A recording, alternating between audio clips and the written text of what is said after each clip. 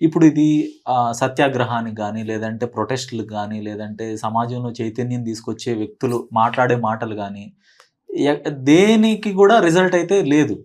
ప్రజల్లో చైతన్యం అయితే లేదు. చచ్చిపోయింది పూర్తిగా. చచ్చిపోయిందని స్టేట్మెంట్ ఇవ్వకండి.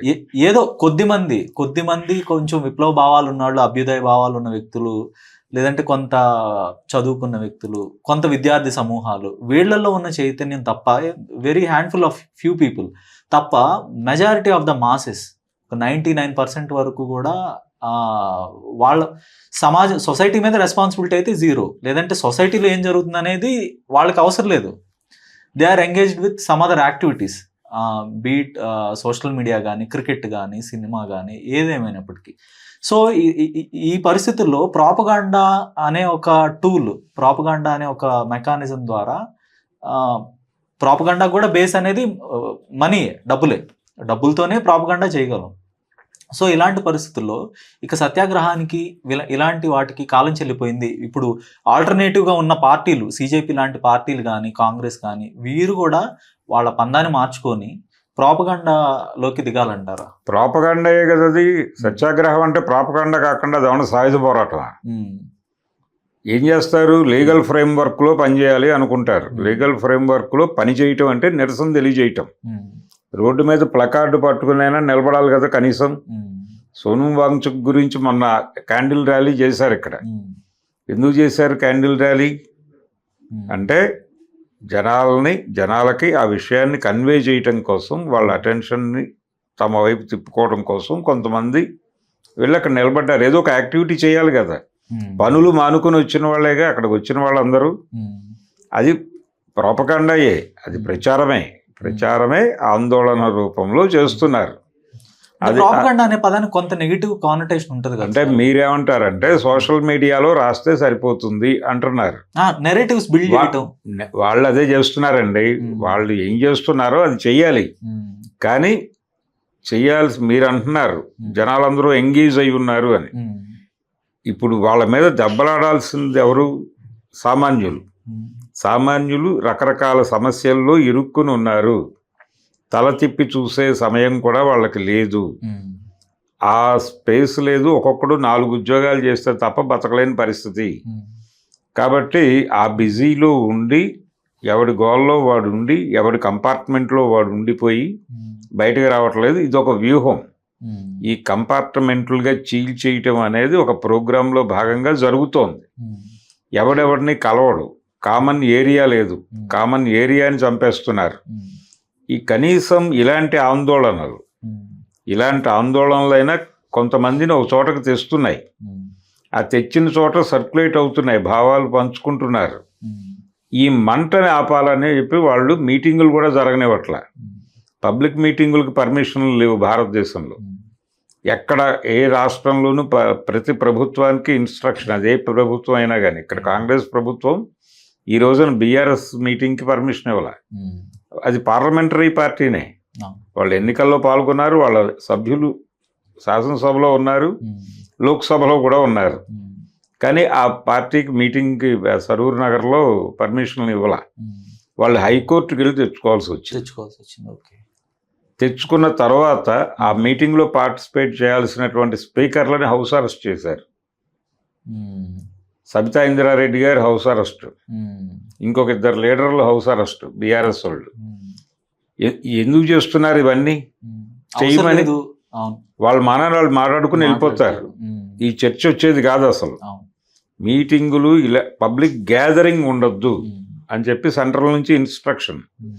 ఏ స్టేట్లోనైనా సరే గ్యాదరింగ్స్ని అలౌ చేస్తే ఆ తర్వాత జరిగే కాన్సిక్వెన్సెస్కి మీరే బాధ్యత వహించాల్సి ఉంటుంది అని కాన్షియస్గా ముఖ్యమంత్రులకి, హోంమంత్రులకి, డీజీపీలకి సెంట్రల్ గవర్నమెంట్ నుంచి ఇన్స్ట్రక్షన్ ఉంది.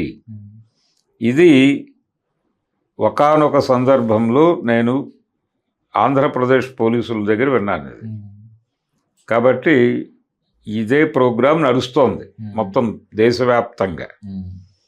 ఇక్కడ కాంగ్రెస్ పార్టీ కాబట్టి అని కాదు, ఇంకో చోట ఇంకొక పార్టీ అని కాదు. ఏ ప్రభుత్వము ఏ మీటింగులకి పర్మిషన్ ఇవ్వట్లేదు, పబ్లిక్ గ్యాదరింగ్కి పర్మిషన్ ఇవ్వట్లేదు. జనాలేమో అదర్వైజ్ ఎంగేజ్ అయి ఉన్నారు. వాళ్ళు ఏదో ఖాళీ సమయాల్లో కాసేపు ఫోన్ తీసి ప్రపంచంలో ఏం జరుగుతోంది అనేది చూసి తమ అభిప్రాయం ఎక్కడో పోస్ట్ చేస్తున్నారు, అంతవరకే. అంతకు మించి రోడ్డు మీదకి వచ్చేంత టైం ఇవ్వట్లేదు. ఆ టైము ఇవ్వట్లేదు. ఒకవేళ ఎవడైనా వచ్చినా వాడి మీద కేసులు పెడుతున్నారు, రావద్దు అని చెప్తున్నారు, వస్తే పట్టుకుని తీసుకెళ్లి లోపలేస్తున్నారు. ఓకే, ఒక డిక్టేటర్షిప్కి కానీ ఇప్పుడు మన సోకాల్డ్ మన డెమోక్రసీకి కానీ బేసిక్గా మన సూడో డెమోక్రసీ అనుకోవాలి ఇంకా మనది. ఎందుకంటే భారతదేశంలో ప్రజాస్వామ్యం అనేది లేదు. ఇది పూర్తి స్థాయి నియంతృత్వంలోనే నడుస్తోంది. భావజాల పరంగా కూడా ఎవరైనా భిన్నాభిప్రాయం ప్రకటిస్తే ఇదిగో ఇలాంటి వాళ్ళందరూ మీద పడిపోతారు. ఈ యూట్యూబర్స్లోనే ఈ ప్రభుత్వాన్ని, ఈ ప్రభుత్వం సరఫరా చేస్తున్న భావజాలాన్ని మొయ్యటం కోసం వాళ్ళ దగ్గర డబ్బులు తీసుకుని కాంట్రాక్ట్ పని చేస్తున్న ఈ యాంకరీమణులందరూ దాడి చేస్తారు. దాడి చేసి వాళ్ళని టార్గెట్ చేసి రోడ్డు మీద నిలబెడతారు. ఇది ప్రోగ్రామ్. కాబట్టి వీళ్ళు కూడా సైనికులే. వీళ్ళు ఆ పని చేస్తున్నారు. పోలీసులు వీళ్ళ సైనికులు ఏం చేస్తున్నారో ఈ దేశంలో వాళ్ళు అదే పని వీళ్ళు చేస్తున్నారు. వీళ్ళకి కూడా ఆ రేంజ్ సాలరీస్ వ్యవహారం ఉంది. వీళ్ళు కూడా ప్రొటెక్ట్ చేస్తున్నారు, ప్రభుత్వాన్ని ప్రొటెక్ట్ చేయటం కోసం భావజాలపరమైన యుద్ధం చేస్తున్నారు. కాబట్టి వీళ్ళని టార్గెట్ చేయడం తప్పు కాదు. వీళ్ళని టార్గెట్ చేయాలి, వీళ్ళతో పాటు వాళ్ళని టార్గెట్ చేయాలి. తప్పుడు భావజాలాన్ని ప్రజల మనసుల్లో నింపుతూ ఎవడైనా దాన్ని కరెక్ట్ చేయదలుచుకుంటున్న వాడి మీద దాడి జరగాలి. వాడి క్యారెక్టర్ అసాసిన్ చేయాలి. అందులో భాగమే ఇప్పుడు జరుగుతున్నటువంటి ప్రచారం, విస్పరింగ్ క్యాంపెయిన్ అంటారు. వాడు ఇలాగుట, వీడు ఇలాగుట అని చెప్పడమే ప్రోగ్రామ్ వీళ్ళకి. ఈ చెప్పినందుకు డబ్బులు వస్తాయి వీళ్ళకి. ఇంకొక ప్రశ్న సార్, ఇప్పుడు ఇది గాంధీ దేశం కాదు, గాడ్సే దేశం. సో ఇలాంటి దేశంలో సత్యాగ్రహాలు లేదంటే ప్రజాస్వామ్య పద్ధతిలో తెలిపే నిరసనలకు ఎలాంటి విలువ ఉండదు అని కొంతమంది మాట్లాడుతున్నారు. సో మనకు కావాల్సింది ఇప్పుడు గాంధీ పద్ధతులు కాదు, భగత్ సింగ్ పద్ధతులు అనే పద్ధతిలో యాంటీ బీజేపీ ఫోర్సెస్ కూడా మాట్లాడుతున్నాయి. దాని మీద మీ అభిప్రాయం ఏంటి? గాంధీ పద్ధత, భగత్ సింగ్ పద్ధత అనేది కాదండి. అక్కడ జనాలు రోడ్ల మీదకి వచ్చిన తర్వాత, ముందైతే రోడ్డు మీదకి రావాలి జనాలు. వచ్చిన తర్వాత జనాలతో వాళ్ళు ఎలా వ్యవహరిస్తారు, వాళ్ళు కత్తులు పట్టుకొని నరకడానికి వచ్చినప్పుడు నరికించుకోవటానికి జనం సిద్ధంగా ఉండటం తప్పు. వాళ్ళు కత్తులు పట్టుకొని వస్తారు అనే జ్ఞానం మనం ముందు పొందాలి. పొంది కత్తులు పట్టుకొచ్చినప్పుడు ఆ కత్తుల్ని అడ్డుకోవటానికి కనీసం డాళ్ళైనా సమకూర్చుకుని పెట్టుకోవాలి దగ్గర. ఆ తర్వాత దాంతో వాళ్ళ మీద దాడి చేయాల్సి ఉంటుంది. అలా నడుస్తుంది కథ. ఇప్పుడు విజయ విహారం రమణమూర్తి గారి కేసే తీసుకుందాము. ఆయన చెప్పులతో దాడి జరిగింది ఆయన మీద. ఆయన తిరిగి ఏం కొట్టలేదు, కొట్టే ప్రయత్నం కూడా చేయలేదు, కొట్టమని చెప్పారు, అలానే ఉండిపోయారు. సో తర్వాత అతను కొట్టిన వ్యక్తికే సపోర్ట్గా చాలా సోషల్ మీడియాలో కామెంట్స్ వచ్చి ఈయన్ని వ్యతిరేకిస్తూ, ఈయన్ని తిడుతూ కూడా. సో ఏం సాధించారు? ఇప్పుడు లాని నమ్ముకొని, లేదంటే లీగల్ ఫ్రేమ్వర్క్ని నమ్ముకొని, మన న్యాయ వ్యవస్థ నమ్ముకొని ఆయన ఏం సాధించారంటే ఏం చెప్తారు? ఎవరు? రమణమూర్తి గారు. ఆయన సాధించడం కోసం కాదు కదా. ఆయన ఇప్పుడు యాక్చువల్గా అక్కడ గాయపడింది హిందువుల మనోభావాలు. ఆయన హిందువుల ఏజెంట్గా మాట్లాడాడు. ఎవరు? రమణమూర్తి.